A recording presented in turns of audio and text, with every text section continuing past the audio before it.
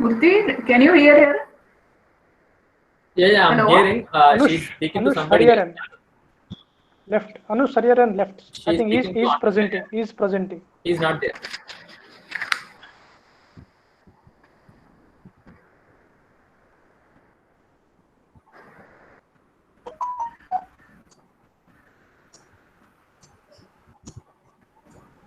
Okay, Mr. Anush Hariharan, are you there?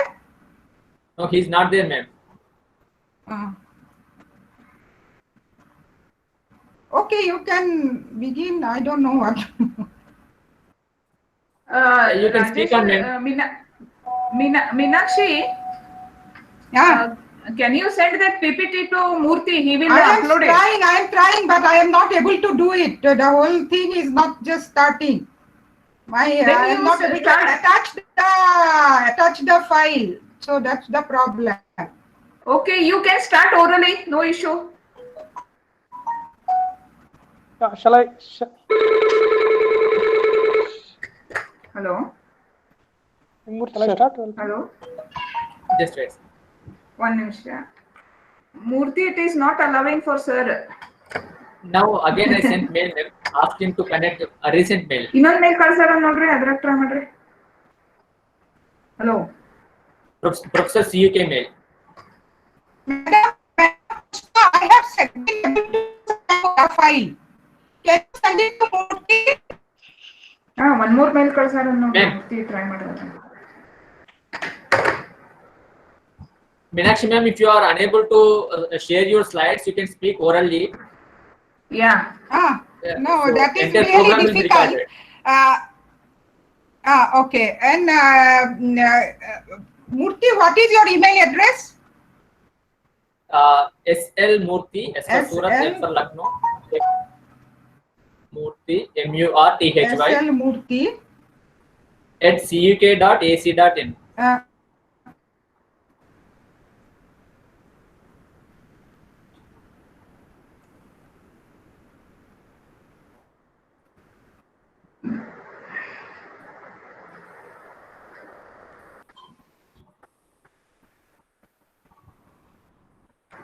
Yeah, slides are sent to you.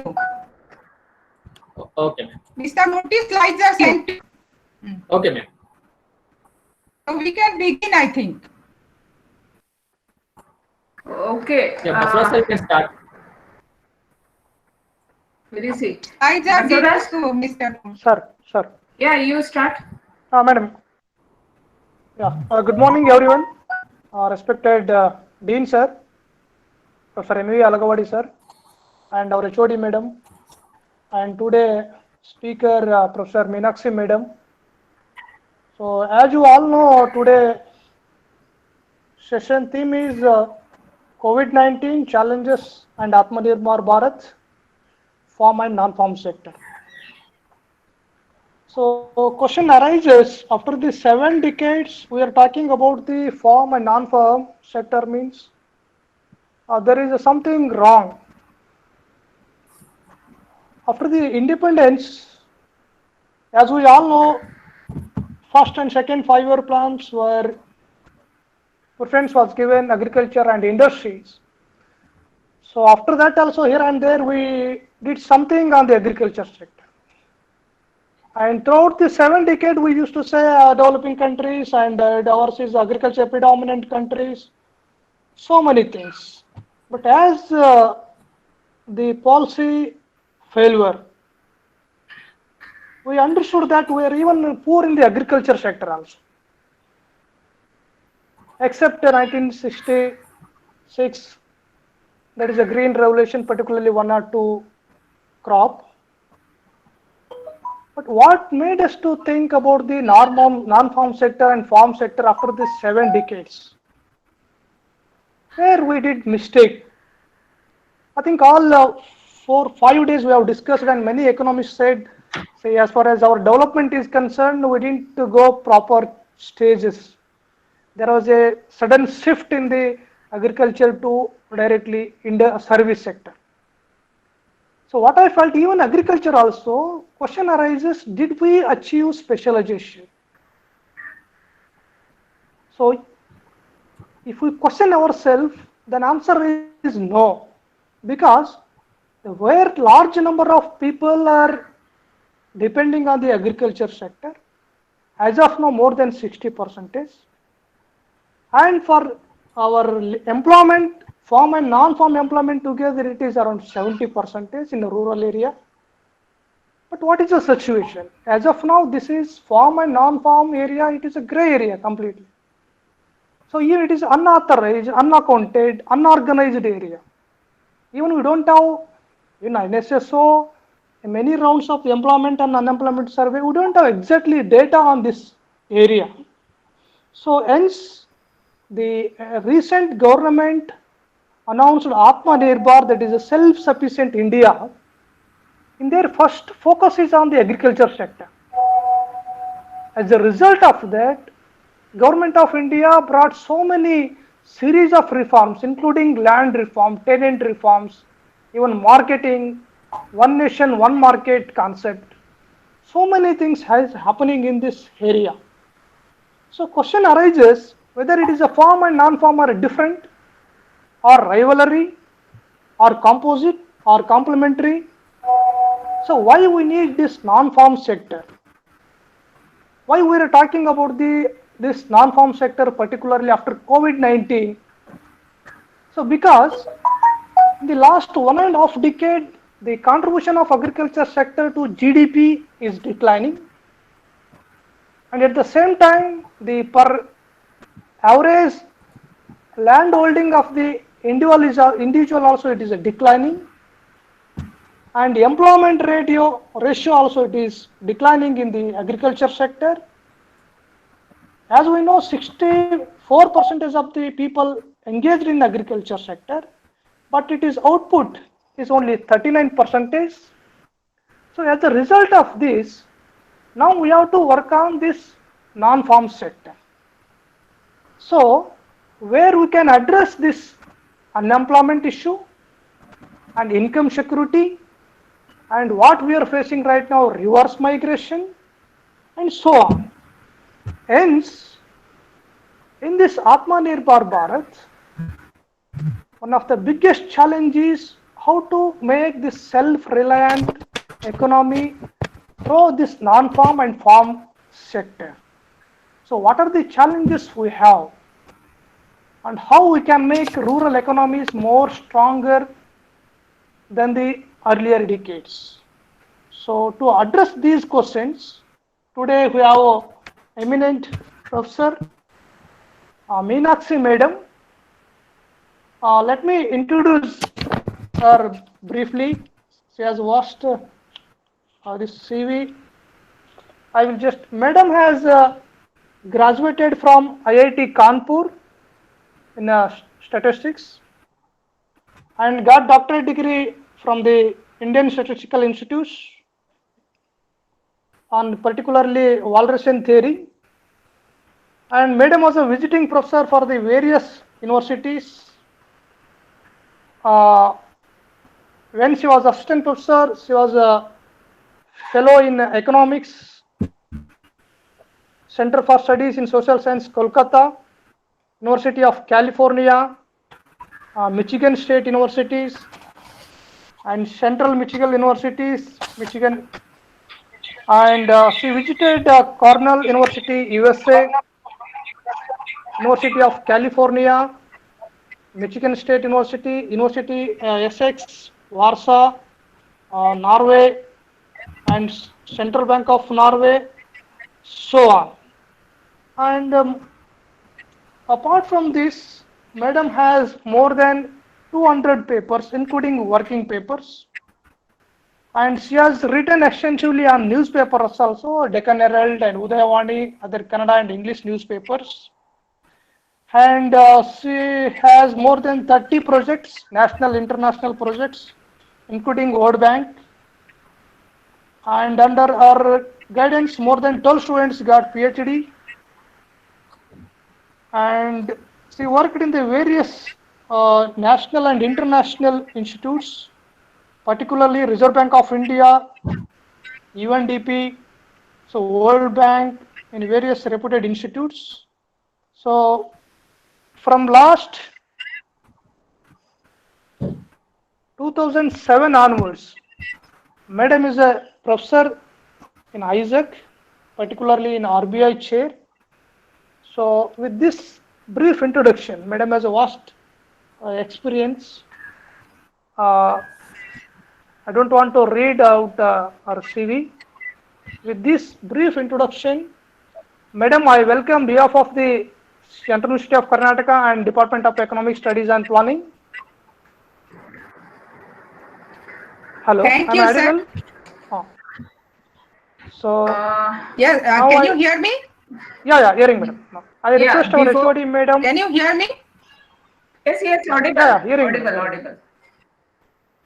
I request our HOD Madam invite Madam officially formally. Thank you, Dr. Basavaraj, for a beautifully introducing the theme as well as our distinguished resource person to the august audience. And it is my pleasure to extend a warm welcome to my good friend, Professor Meenakshi Rajiv, a senior most professor at ISAC. Earlier, this session was scheduled at 3 p.m., but due to oversight, it has been scheduled at 11. Though there is one program already ongoing at ISAC, Madam has been kind enough to accept the change. So we are really grateful to you, Madam, and thank you very much for making it possible. And it's a very interesting topic, so we are all eager to hear you. So I extend a warm welcome on my behalf, on behalf of the department and the university. Thank you. Please take over the floor, Madam. Thank you very much, madam. Can you hear me? Can everyone hear me? Yes. Yes, Okay. Madam. So, Professor Murthy, you can put my slides.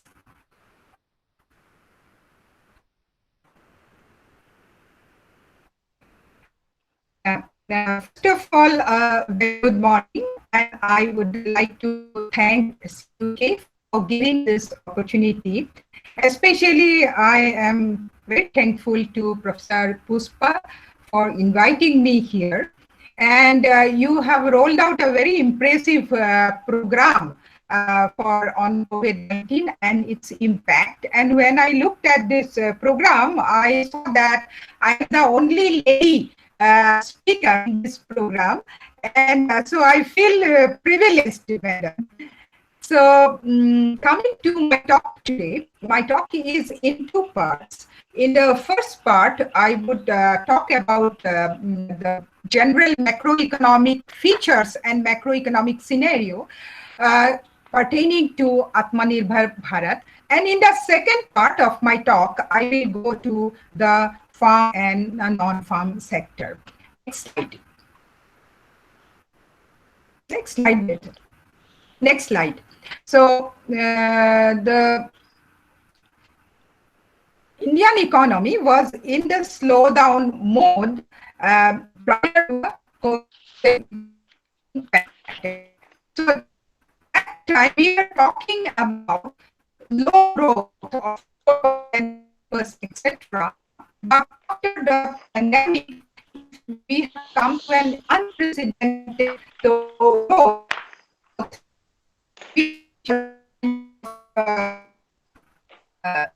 Are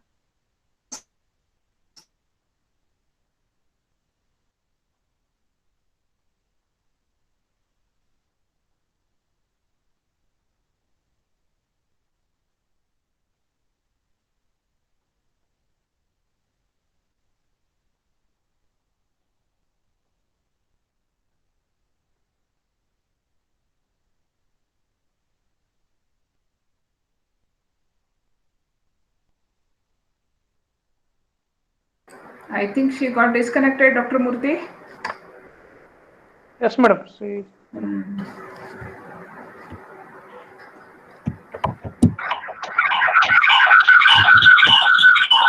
You can call to Madam.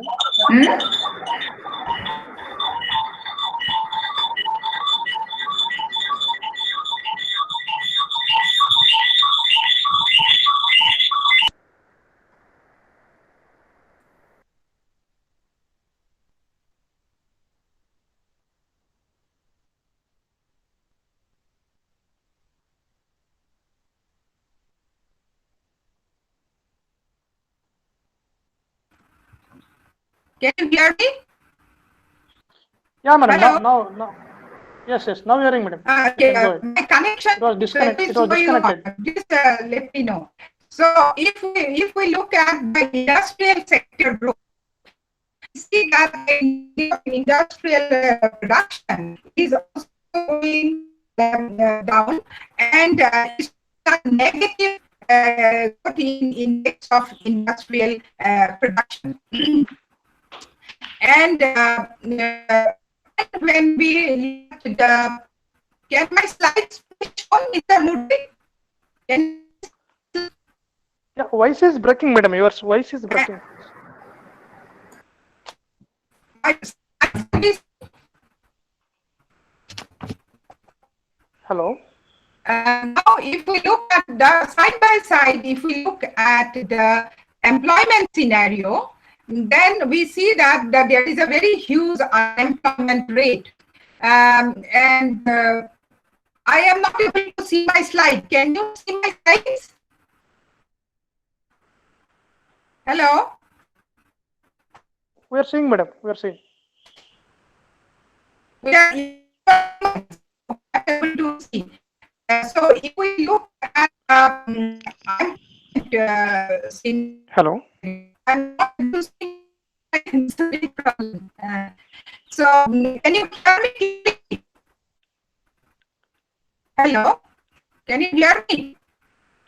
Ma'am, it is breaking.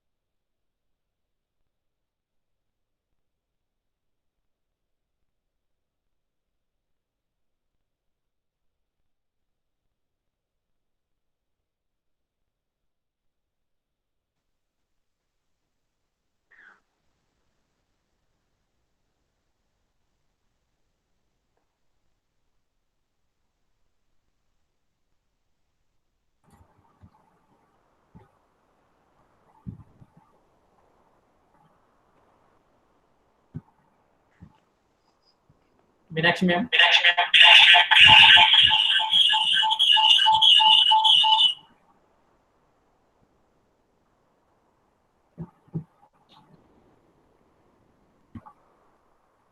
She has some internet problem, I think. Yes, ma'am.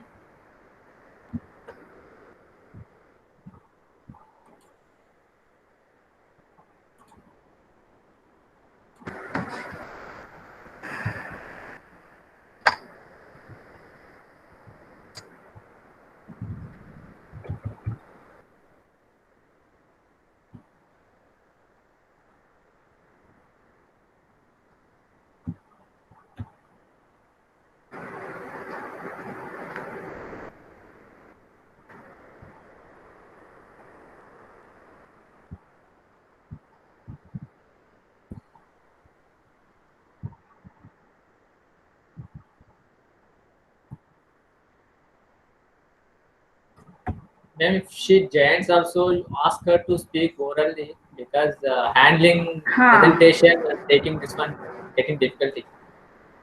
Yeah, I will ask her just audio. Yeah. We will share madam's presentation later on. Yes. She can speak through phone also? Yeah, she can speak. Hello, madam, I'm trying to connect and see your screen also, but you cannot hear me, no? Madam, you do one thing, you switch off the screen and you speak just and we will run this one PPT. Okay. And even you can join through phone also. Okay.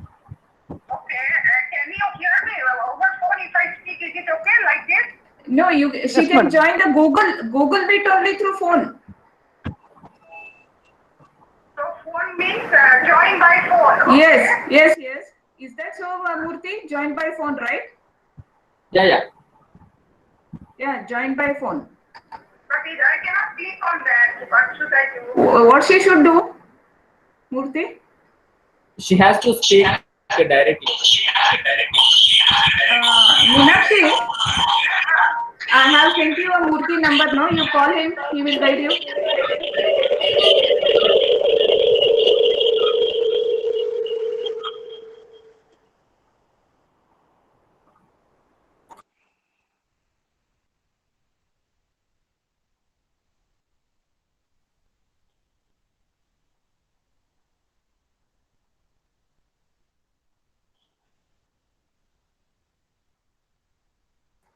Murthy?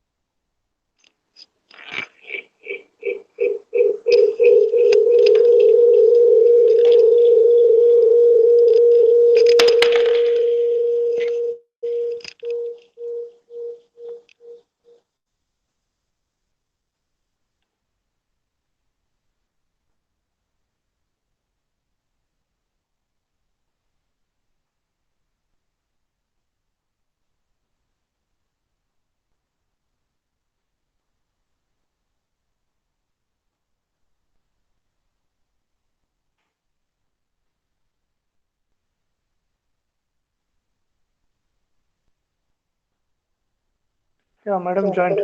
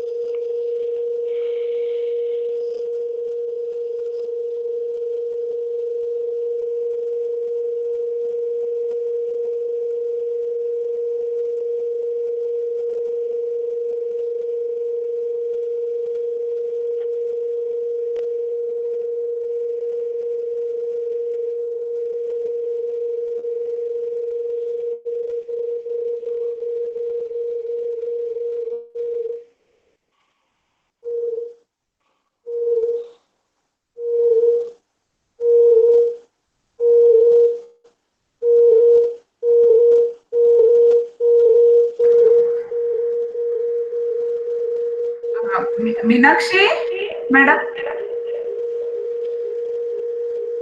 Hello.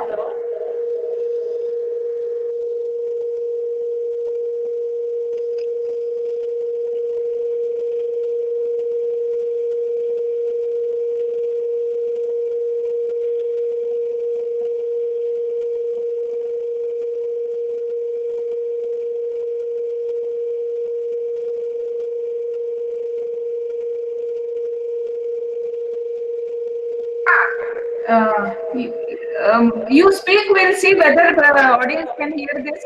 You speak from there. I am speaking all the time. I'm just continuously speaking, but nobody can hear me. You speak now. I'm speaking. I joined and I'm But we use which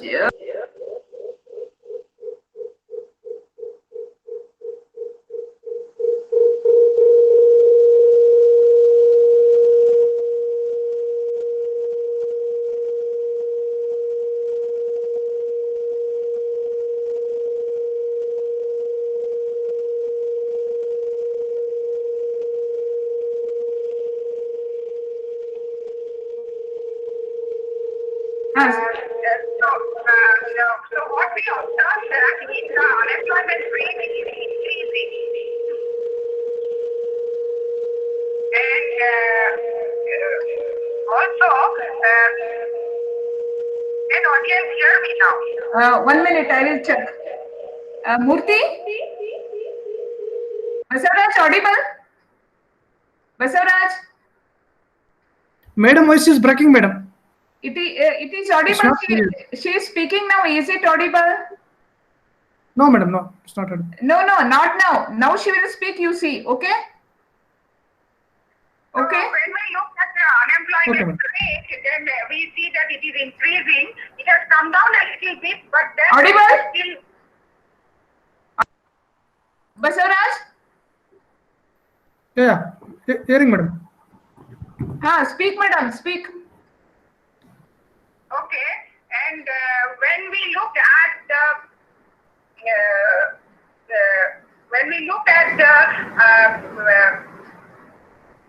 inflation rate, however, I was telling that inflation rate is something which is in control, but if you see the inflation rate, even that is also now increasing.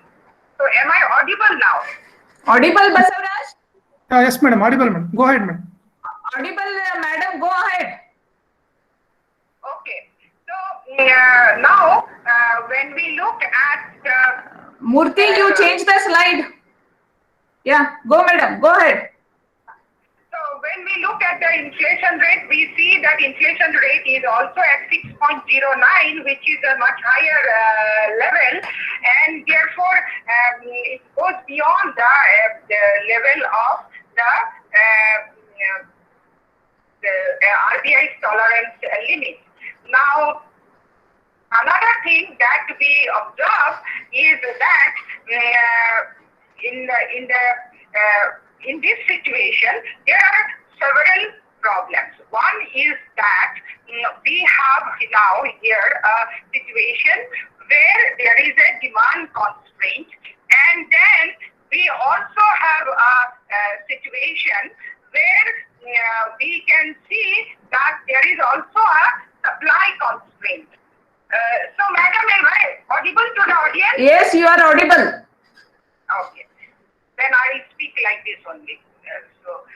Supply constraint. So this is a problem where we see that you go to the slide of macroeconomic features where there is demand deficiency, as well as there is a situation of supply. In the lockdown period, there was no supply, and then there is even now there is a problem of supply constraint. So in periods to the pandemic, we had a situation of Keynesian demand deficiency. The kind of policies we introduced at that time were Keynesian policies. Now, when the pandemic struck, we have a situation of supply problem also, and during the lockdown period, in my recent paper in EPW, we call it as a supply constraint Keynesian equilibrium. And where there is a constraint in the thing, there is a demand constraint usually, but here is a situation of unique situation of a supply constraint Keynesian equilibrium. What is unique in this equilibrium is the existence of transaction cost. Transaction cost is a concept which is given by Ronald Coase in 1937 itself in his Nature of the Farm, and there we can he talked about in a different context, but here if at a demander side, if a demander today goes to a shop, he has all the fear of catching the kind of disease, and then he has the resulting health cost, etc. These are all transaction costs from the demand side. From the supply side also today there is an existence of the transaction costs from the supply side, where the suppliers also, when they want to bring labor, they have to take a lot of precaution, and so that there is a distancing, etc. And there is resulting cost. Next slide. Now, the next slide. Now, in this, when the pandemic has struck, then we see that there is a huge shortage of various medical equipment like personal protective gear, etc. And that, at that time, we thought that we should become Atmanirbhar in some of this strategic sector. And on 12th of May, the Prime Minister has talked about this Atmanirbhar Bharat program. Madam, am I audible to the Yes, yes, you are audible. Murthy, you have to correlate that PPT. Go forward. Go forward. Next slide. Go forward. Self-reliance, historical perspective. Go forward. Move. Next slide. Next slide. Yes, correct. Self-reliance from historical perspective. Next slide. Slide number 9. So you can, this concept of self-reliance is not new to us. We had a problem of this kind of problem we tackled, and we talked about self-reliance in the post-independence period. At that time, we were emphasizing on sufficiency of food. And then we were also emphasizing on reduction of concessional aid. We used to receive aid at that time and concessional aid. During 4th and 5th 5-year plan, we tried to bring concessional aid to 0. So these were the emphasis at that time. But next slide number 10, we also emphasized on the import substitution, because we felt that by import substitution we can save on foreign exchanges. However, the scholars subsequently criticized this move and emphasized that the policymakers actually fail to recognize the fact that trade can be a non-zero sum game. So next slide number 11. PM Modi talked about this Atmanirbhar Bharat. Then there was a talk about, are we still speaking on the import substitution? So madam, the slides are synchronized? Yes, they are synchronizing. Okay. So slide number 11, PM Modi talked about Atmanirbhar Bharat, and he was emphasizing that it is not about import substitution. There is a lot of confusion even now about this concept, but at least this is made clear that this is not about import substitution. We are not cutting off from the rest of the world. We are emphasizing on having independence on strategic sectors, and products will be made in India for the world, and for that we will need strategic reform. Next slide, 12. Now, therefore, instead of local brands becoming global, it will be the global brands that will become local. And this is the plan also followed by China. This is a strategy also followed by China. So the China also brought global producers and made in China. So India also emulating China. This is what many people are asking. Next slide, Atmanirbhar Bharat package, slide 13. Now, there are different things in Atmanirbhar Bharat package. Go to slide 14. And I will not talk about all of this, but then there are two kind of major types of emphasis there. Slide 14.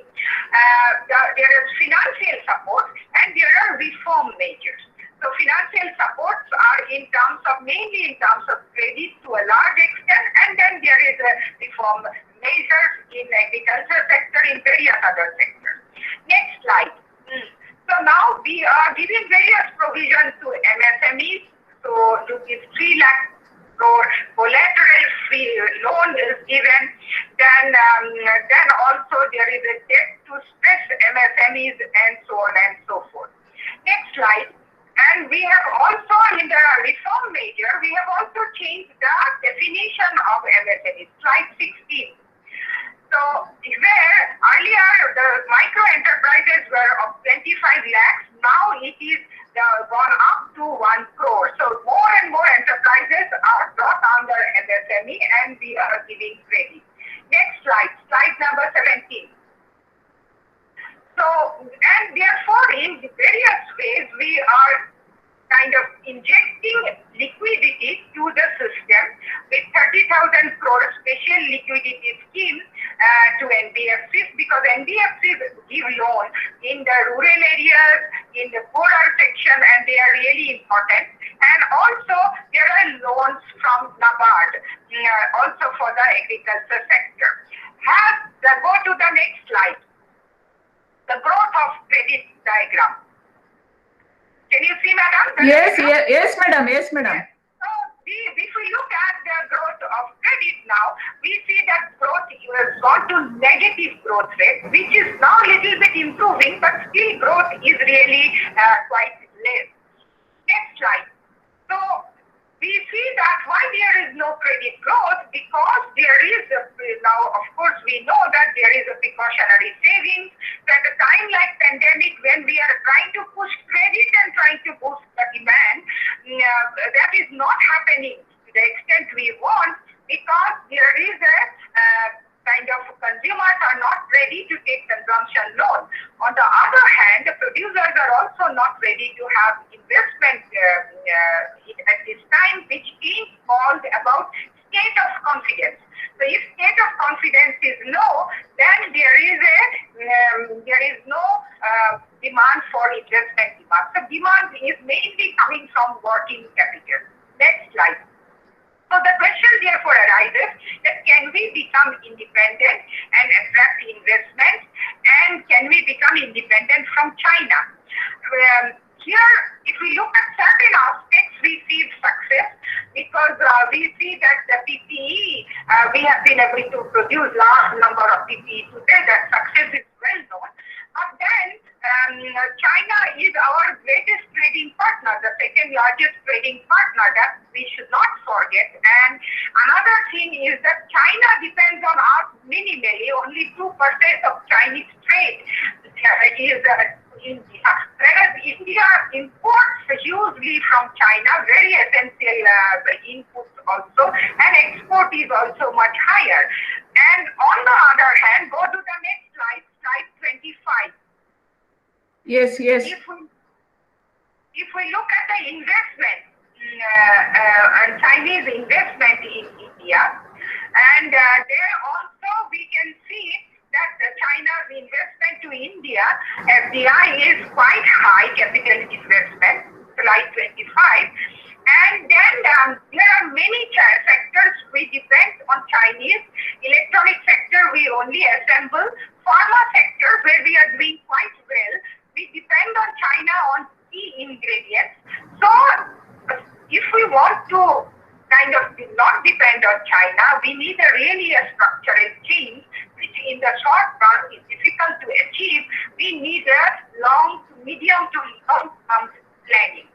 Next slide.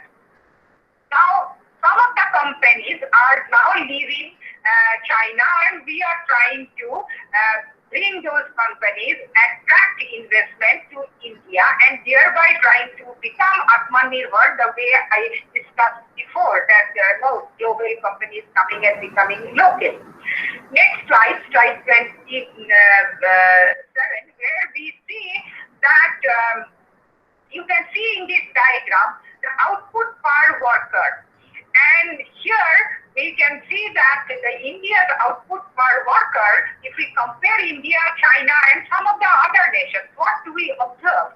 We observe that in India, the output per worker, which is basically, we can say productivity, is much lower, which is the blue line is showing the India's productivity. China started with India, but has gone much higher up. You can see Brazil at a much higher level. Next slide. If we look at the ease of doing business index, for India is at the end. You can see that India's position is 63, whereas China is at a much higher level at 31, and there are several other countries which are competing with India to get foreign direct investment, like Singapore, are at a much higher level. Another problem in some of these developing countries is the corruption. So go to the next slide. Next slide. If we look at the corruption index of India and China, we observe that India and China actually started from the same level in corruption also. But India has gone 2 positions below, where China has gone -7, so it's gone 7 positions up. It has been able to improve its position. Go to the next slide. Now, if we look at the India's manufacturing sector, what do we observe in India's manufacturing sector?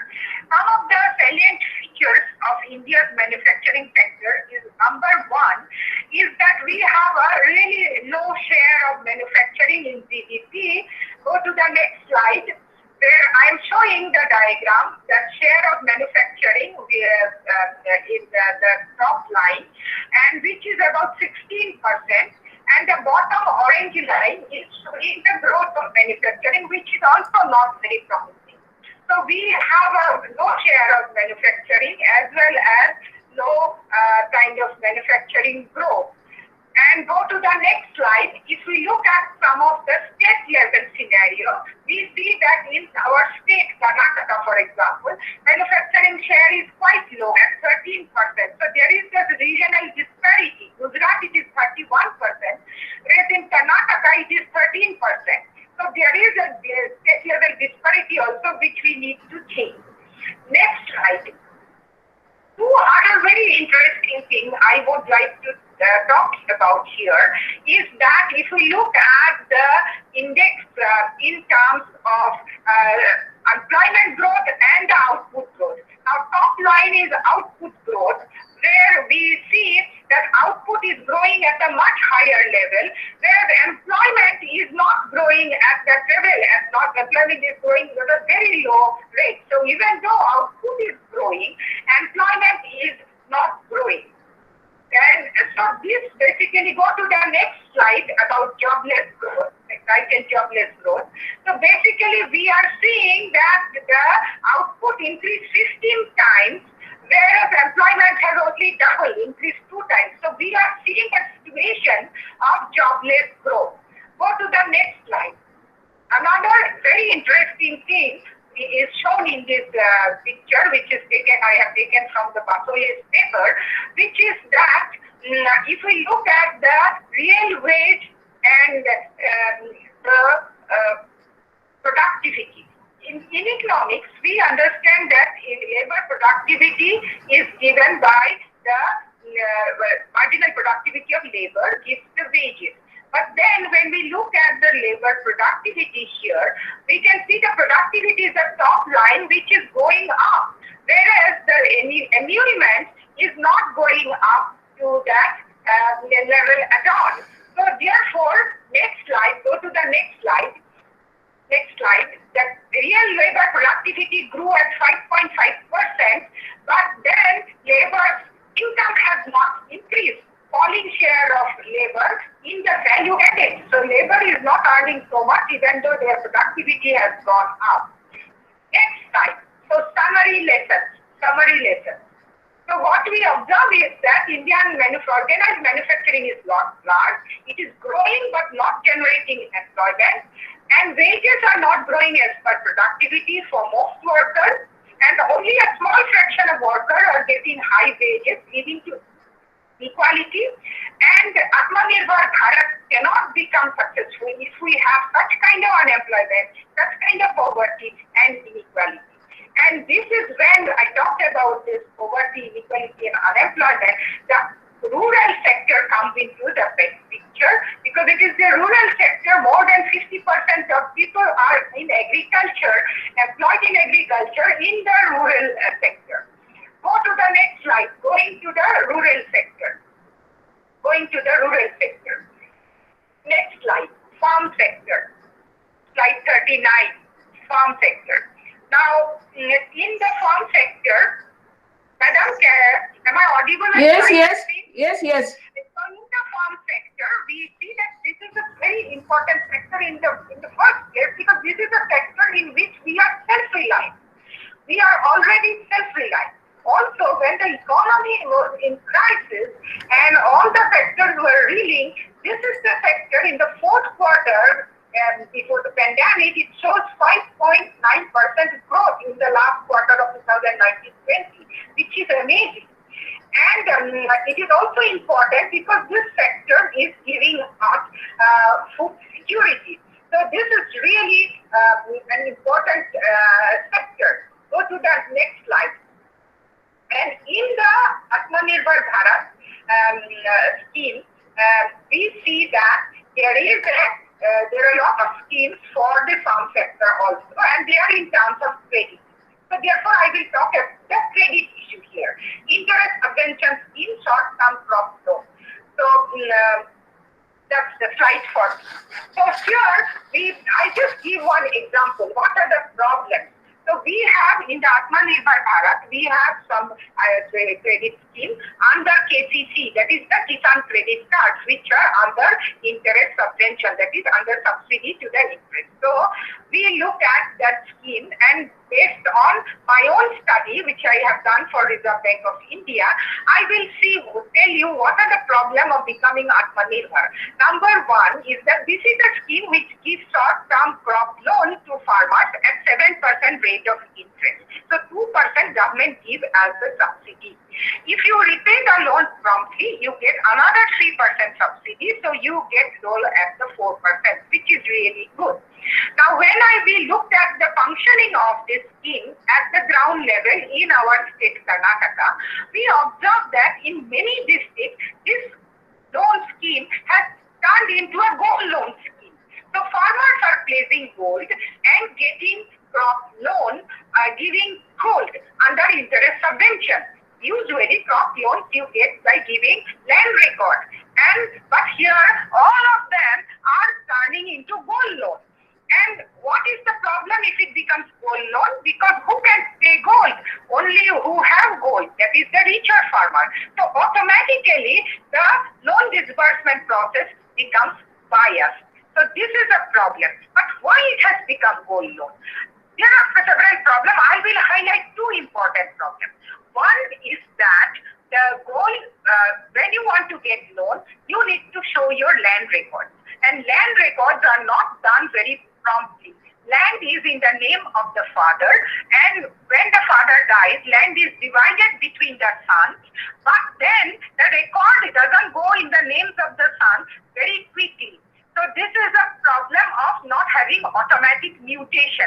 In Karnataka, we have Bhumi program through which we are trying to address this problem, but when we go to the ground level, we see problems keep persisting. If it is persisting for such an advanced state like Karnataka, where we are proud of our Bhumi program, you can imagine the problem in other less developed states. Then there is another very important problem, which is that when a farmer goes to take a loan, he has to show a no due certificate from all other bank branches of his vicinity. A farmer usually has 4, 5, 6 bank branches. He has to go each and every branch and say get the document that he has no outstanding loan in any of these branches. Only then he can get a loan in this branch.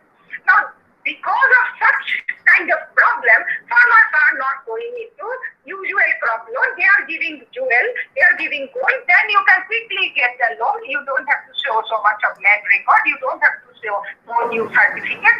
So you get a loan. And this whole problem of jewel loan and unequal distribution of loan, etc., has arisen. And we have been of late talking about digitization, but our digitization is mainly, we are giving emphasis on point of sale machines, debit card users, etc. But these are very important aspects of digitization.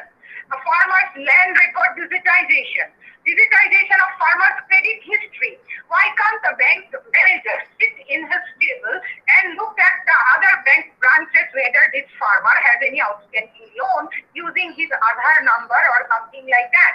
But these banks are not linked. So therefore, this cannot be done and farmer has to do physically.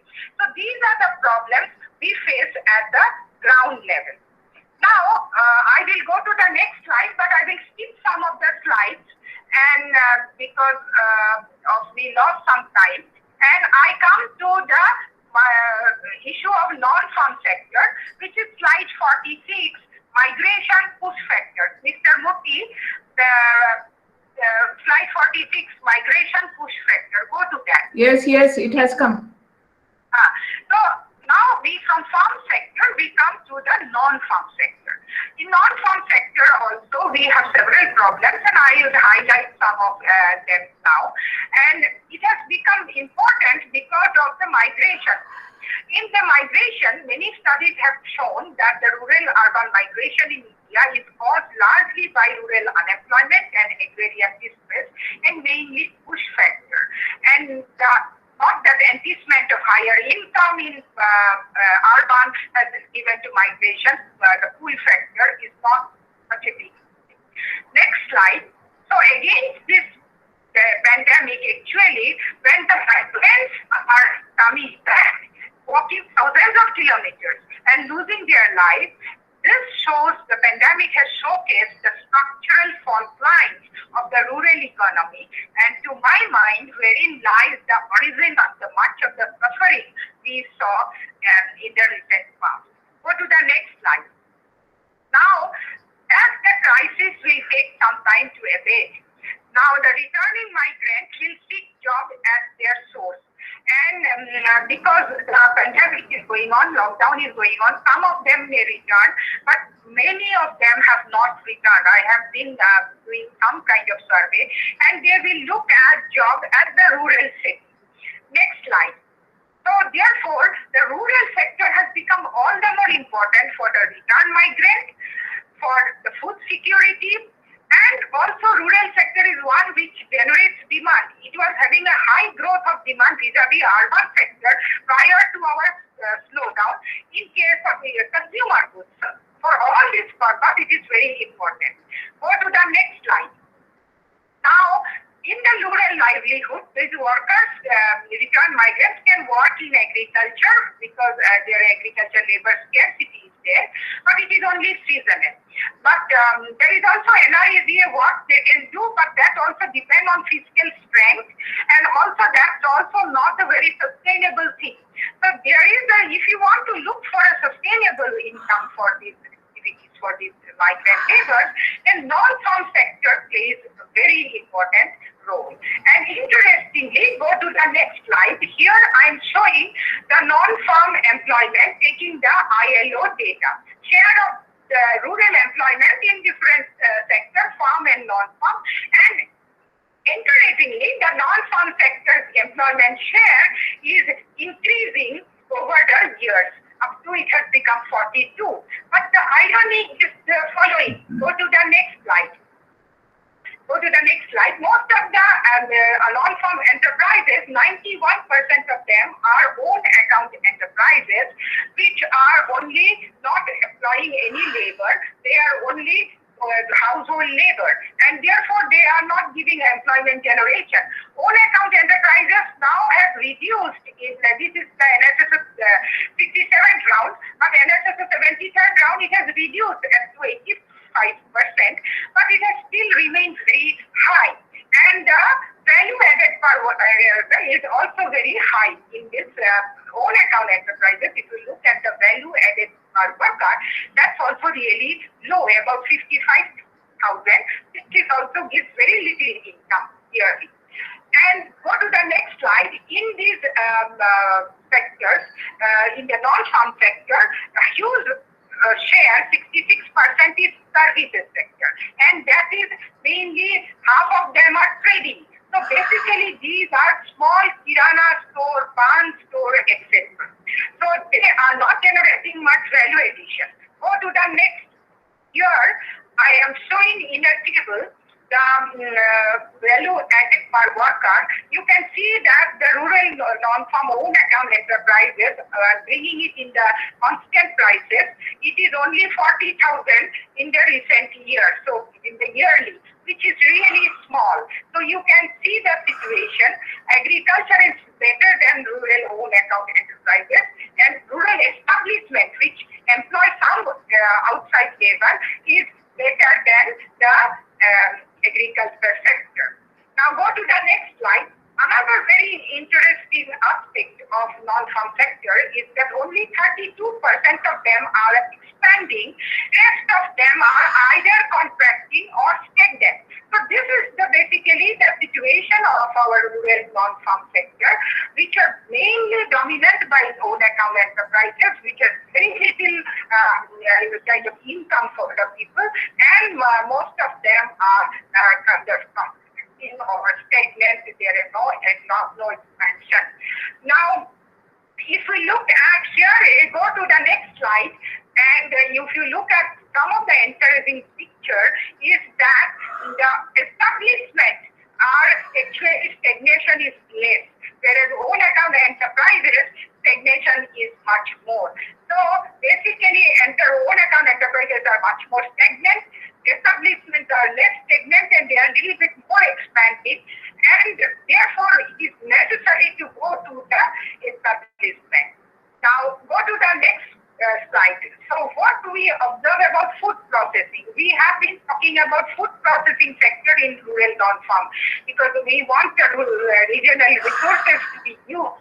But if we look at the food processing sector also, we see the very similar situation of existence of very huge number of informal sector. Next slide. And go to the next slide. If we go to the slide number 60, so I'm skipping one or two slides. If you go to the slide 60, in case of our Karnataka, for example, we have only 2,000 food processing organized, but then 98% of these organized persons are in unorganized sector. So this is the situation in the food processing sector also, about which we have been talking as a non-farm rural area. And go to the next slide. Here also we see huge predominance of own account enterprises. Go to next slide. We see same kind of level of stagnation and contraction, not much expansion in food processing sector also. Therefore, go to the next slide, 63, and go to the next slide, 64. So therefore, what we observe now is that if we want to give employment to this return from these migrants who are staying back, if we want to generate demand for the economy, and we want to have really an Atmanirbhar Bharat, we want to generate income and employment through non-farm sector, these are the areas where we want to address. And because these are so small, kirana store, farm store, they are not able to access the credit either, which is given through the Atmanirbhar Bharat. So now it is the time to go to a cluster approach, which we have been talking, and taking the specific local resources. One district, one product is something that I don't buy, because we have the various resources within a district. A district is too big for us. And then we should play a significant role in the supply chain. And this is where the more importantly, implementation strategies are the most important, where we need really handhold. Go to the next slide. And when we did survey on this aspect in our state of Karnataka, there are several problems, but two major problems. One is inadequate finances, and second is the lack of knowledge. And when we did analysis, econometric analysis on the basis of NSSO data, we also saw knowledge and information playing a very important role in the non-farm sector. Go to the next slide. Now, credit schemes are plenty, slide 66. So there are under Atmanirbhar Bharat, there are credit schemes. There are 3 lakhs for another scheme for the micro sector. Go to the next slide, and then there is a huge Mudra Yojana where you can see lot of credit given to this sector.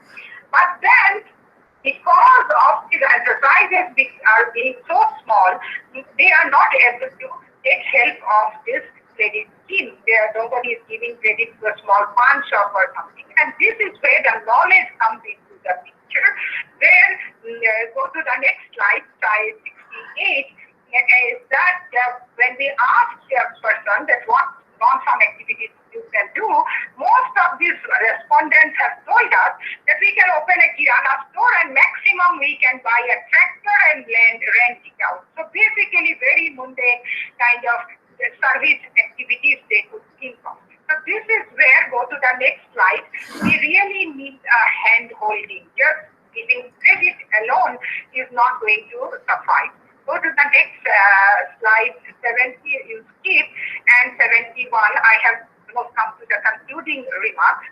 And here we have to really now give emphasis on local institutions, local panchayats, cooperatives are very important institutions. Self-help groups and self-help group federations are important. So we have to take help of local institutions, and if we can come to question and answer, then I can answer some of the questions. Let's see. But then knowledge and skill building and technology plays a very important role, and this is where we really need to give emphasis also to the linkage effect. By linkage effect we mean, go to the next slide, you can actually calculate the linkage, forward and backward linkages of various sectors, and look at which sector. If you support agriculture, the boost agriculture means input is the produce of agriculture goes as input to various sectors and give output in those sectors like cotton, like mustard, like sunflower and all this. So they can generate output in other sectors. So these are called forward linkages. Also, here we see that paper and paper products, leather products, etc. They have very high linkage, and we have to really look at the high link sector, which has good backward linkage, which has good forward linkage. So then last thing is that basically the coronavirus crisis calls upon our policymakers. Next slide. Coronavirus crisis called upon our policymakers to do what has been elusive to us. Forming structure of a rural economy and giving the stability it is not just to survive, but to become kind of thrive and brighten the lives of billions for a really Atmanirbhar Bharat. Thank you very much. Thank you, Madam Savadati, for making it possible to really give this presentation in spite of having so much problem on my part. It's our pleasure, Madam. Moderator? Thank you, Madam. Thank you very much for your wide explanation and presentation of on the theme. From I can answer. Yes. From supply constraint to demand constraints and but I don't know. Various macroeconomic issues. That is very good, but I don't know why I'm not able to join. Yeah, Madam. Moderator is talking. Okay. Thank you, Madam. Thank you very much. Now, floor is open for the discussion. If you have any questions, you can ask. Anybody have any questions? You can ask.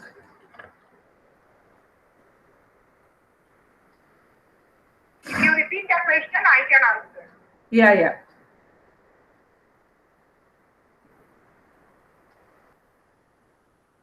Dr. Basavaraj, you have a question? I think you can ask. No, Madam, I don't know. Murthy? I have one comment. Yeah, ask. The comment is, she said Atmanirbhar Bharat is not going to success, but she has made a presentation on we need to develop cluster basis. So that's what government is saying, vocal for local. So whatever the local production is there, produced by SHG group or farmers or farmer producing organizations, that we need to create aggregate demand at the local level. That's what Atmanirbhar Bharat. But that's what I would like to bring to our notice. No. Murthy? Ma'am. So what are you saying in one sentence? You tell me. It got disconnected. One sentence means government is saying local for vocal. Whatever the production happening in the rural areas through clusters, and we need to create. Hello. Yeah. Continue. Whatever the production happening in the local level. Sir. Tell me. Basavaraj, wait. Tell Murthy. Whatever the production taking place in the rural areas through cluster, through SHG groups, that needs to be created aggregate demand at the local level. That's what vocal for local, that I would like to bring to a notice, because that's what Atmanirbhar Bharat. Village should be self-sustained, self-reliant, then district should be self-reliant through clusters and SHG groups. So that I would like to bring her notice. That's it.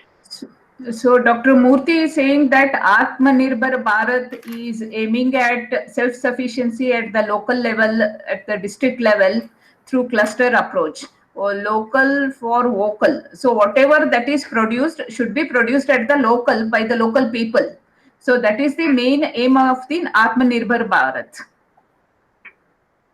Your comments on that? That is one emphasis it is giving. That is where this UP is having this one product and etc. But then if you look at the ground level, you don't see that. You don't see that we are really going for local production and local emphasizing local production, bringing in local production, and it is clearly seen that we don't have any enterprises. Mostly it is very mundane, small kind of household-based enterprises. So to change and really become local, vocal and all this, we need really a big change. That's the whole point. And we have to keep at it. It cannot be a short-term thing. We have to go to medium to long-term. Just by announcing and talking about it will not happen. We have to do the whatever I have described, the sum of things. And there will be other ways. Any comments, Yeah. Murthy? That's what government also saying. That's what. Madam, one doubt I have. Hello. You tell me, Basavaraj, I will communicate to her. You tell me. Okay. So, as Madam said, one of the unorganized, one of the major unorganized sector, I have a doubt on unemployment rate and other things. This is the area, this is the people, section of the people who lives in this country, irrespective of GDP and Sensex. That is very well, we understood that in the lockdown period, in the pandemic, after 3 months also, irrespective of our Sensex and GDP, people lived happily in the rural area compared to the urban. So, what is the madam opinion on that? Dr. Basavaraj is asking, despite all the difficulties that we are facing during lockdown and COVID pandemic, the unorganized sector people they are more happier at their villages rather than in the cities. Am I right, Basavaraj? Yes, madam. Yes, madam. So, what is your take on this? Irrespective of That is the macroeconomic. whole point, that when there is a crisis and people, it is clearly the return migrant shows that when there is a crisis, there is home is the heaven. But then if so therefore everybody actually wants to stay at home. It is the push factor which is sending them outside. And therefore, it cannot be, it has to be a sustainable thing. It cannot be non-sustainable. In the short period, they may be happy, but in the long run, we need a good level of income for those people. And this is where this whole emphasis on off-farm, non-farm is coming, because agriculture is not giving so much remuneration. It already has overemployment. And therefore, I am emphasizing they are happy. That's what is the whole point. And that's why we have to give emphasis on giving better livelihood in the rural economy itself. Any other comments from the audience? Students?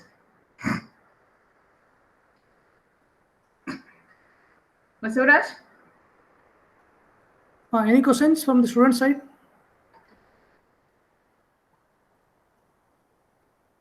Research scholars? Ravi?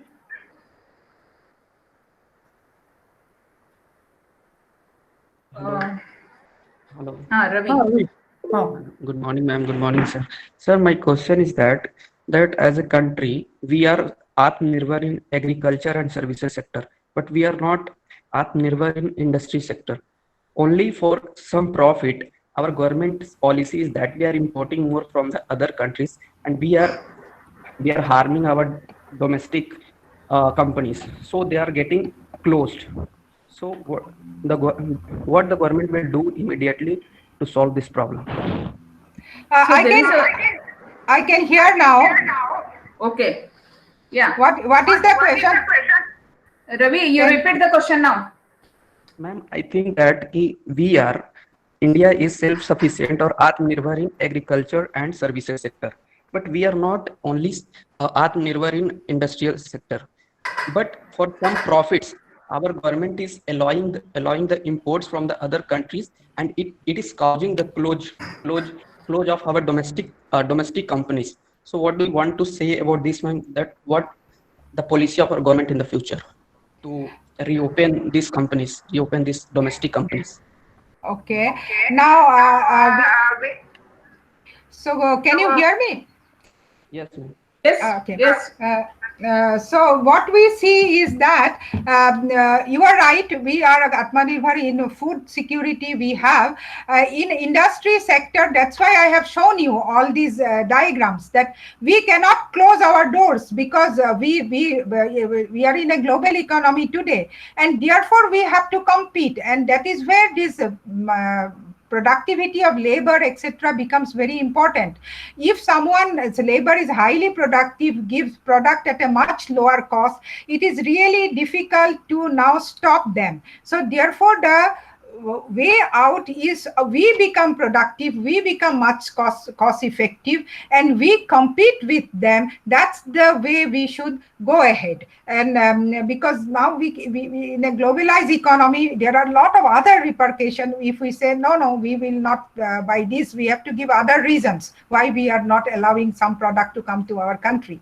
So therefore, it is the way out is to become productive. Way out is to produce better commodities and at a lower cost. So that way we have to compete, and I think we will be able to compete. Not all sectors we need to produce. We have to have comparative advantage, specialization also, but at least the strategic sectors, like very essential commodities where the supply chain is broken, then we should be able to produce this on our own. And this is where we have to select the strategic sectors and try to become Atmanirbhar. Right now, we depend on import not only for final products. There are important raw materials on which also we depend on imports. For example, in pharma sector, there are key ingredients we depend on other countries. So that's difficult to change in the short run. Thank you. Madam, Thank you so small much. question. Yeah, Lingamurthy here. Yeah, go ahead, sir. Yeah, ma'am, under Atmanirbhar Bharat, there are reforms in agriculture sector related to marketing. So can you light on the marketing part? Yeah, I skipped those slides. See, the marketing, now we want to privatize the APMCs. Private players should be able to come to APMCs, and they should be able to give, farmers should be able to sell to the private sellers, etc. Now only time will tell whether this is successful or not. Why? I am giving one example. If you go back to our budget 3 years back, what we told to farmers, that government will ensure that you will get a price of 1.5 times cost of production. So if your cost of production is 100 rupees, government will ensure that you will get 150 rupees for your product. And how will government ensure? Because there will be village huts, there will be places at the village level where government will record at what price you have sold the product. If you sold at a lower price, government will give you compensation. But nothing happened. This was announced a big way in the budget. There is no village hut. Farmers still produce tomatoes, get very little price, they throw away on the road. All this is happening. After that, government said we will have e-NAM, that is e-platform, where we will have marketing, wherein the price will be recorded. If you get low price, government will compensate. That also farmers were not able to take advantage of this ENAM program. Now the government is saying that we will privatize these APMC yards, but we don't know whether that will be successful only if there is really good competition and price goes down. Farmers can access this, it will be useful. But otherwise, if again the monopoly comes there, someone sitting somewhere can completely capture this market, monopolizing this market, then again problem comes. And the small and marginal farmer, these are the problematic class, they should be able to come and get the advantage of that. 80% of them are small and marginal. Therefore, I don't know, because I have seen all these programs in one budget after another, but at the ground level, problems still persisting.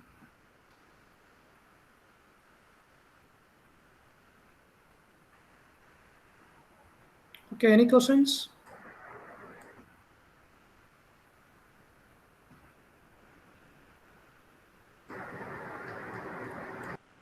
No questions? Okay, Basalraj. Okay. So let me thank Professor Meenakshi Madam on behalf of the Department of Economic Studies and Planning, School of Business Studies, Central University of Karnataka. Madam, thank you very much for your productive talk on the farm and non-farm sector, from macroeconomic variables to micro level. So thank you very much for your productive talk. I thank our Dean, Professor M.V. Alagodi sir, in his absentia. And also I thank our HOD Madam, Professor P.M. Saudate Madam, and our organizing secretary, my colleague, Dr. Lingmurthy sir, and all the research scholars and students and distinguished participants from the other universities, from other state. I thank one and all. Thank you very much. So thank you, Professor Meenakshi, for a wonderful presentation and good discussion. Thank you for your valuable time. Thank you, madam. Thank you for thank you. enabling me to present. Yeah, thank you. We could make it with everybody's cooperation. Yes. Thank you so much. Yes. So I thank my organizers for a wonderful coordination. Yes. Yeah. I don't know. Yes. Thank you. Thank you all my students. They have benefited a lot by this enriching speech. Thank you, madam. Thank you. Thank you. Thank you, madam. Thank you.